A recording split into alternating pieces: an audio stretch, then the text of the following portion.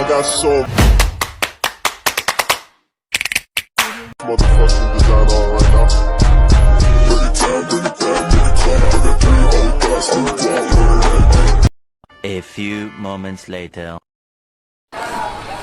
Assalamualaikum warahmatullahi wabarakatuh.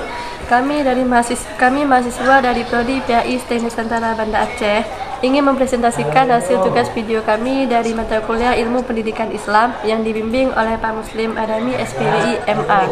Sebelumnya kami ingin memperkenalkan diri. Saya sendiri sebagai moderator bernama Misnar Rima, dan di samping kanan saya sebagai editor itu Ayunur Halim, dan di samping kiri saya sebagai penulis yang bernama Fidrianti.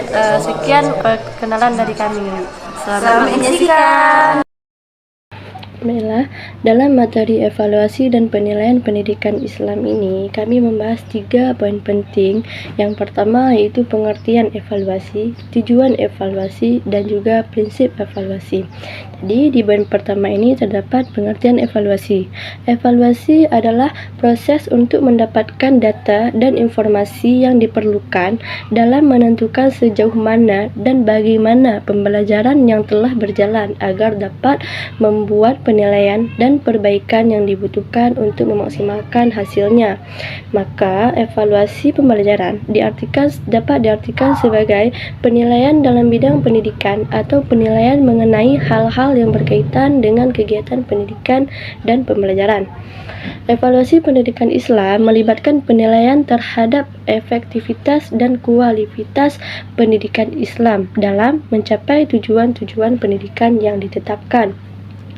Evaluasi ini juga dirancang untuk mengidentifikasi kekuatan dan kelemahan dalam sistem pendidikan Islam, serta untuk mengembangkan rekomendasi perbaikan yang dapat meningkatkan pembelajaran belajar bagi siswa.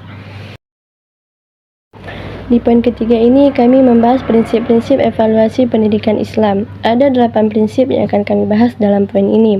Prinsip pertama yaitu prinsip konsistensi dengan prinsip-prinsip Islam, di mana evaluasi pendidikan Islam harus selaras dengan prinsip-prinsip Islam dan nilai-nilai yang terkandung dalam agama tersebut. Evaluasi harus mempertimbangkan aspek-aspek moral, etika, spiritual, dan keadilan yang diajarkan dalam Islam. Prinsip kedua yaitu prinsip komprehensif dan holistik. Evaluasi pendidikan Islam harus mencakup seluruh aspek pendidikan, termasuk aspek keagamaan, intelektual, sosial, dan emosional.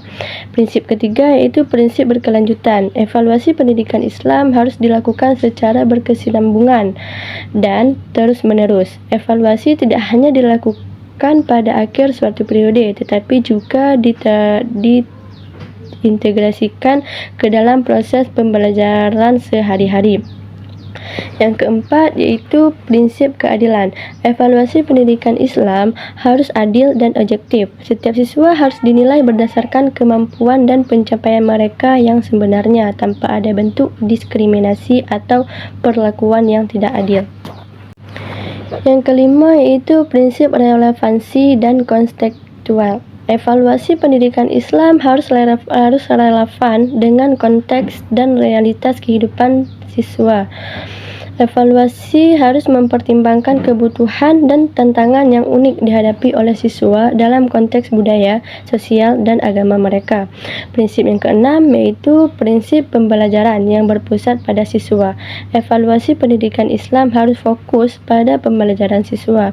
Evaluasi harus memberikan umpan balik yang jelas dan konstruktif kepada siswa untuk membantu mereka meningkatkan pemahaman tentang Islam dan pengembangan keterampilan lainnya.